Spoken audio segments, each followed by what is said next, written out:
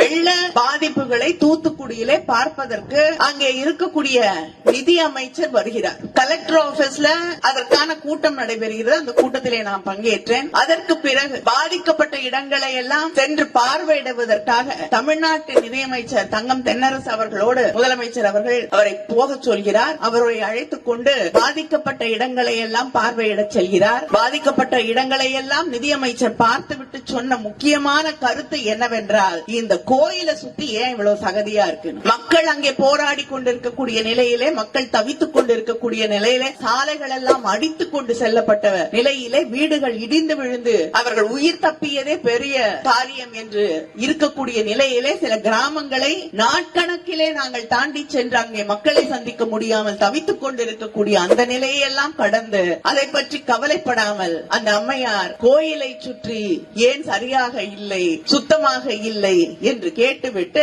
அந்த கோயிலுக்கு உள்ளே வரக்கூடிய ஒரு பக்தரிடம், நீங்க தயவு செய்து உண்டியல்ல காசு போடாதீங்க, தட்டுல காசு போடுங்க, அந்த பூசாரிக்கு காசு போகட்டும். ஏன்னா அந்த பூசாரி நம்ம இல்ல.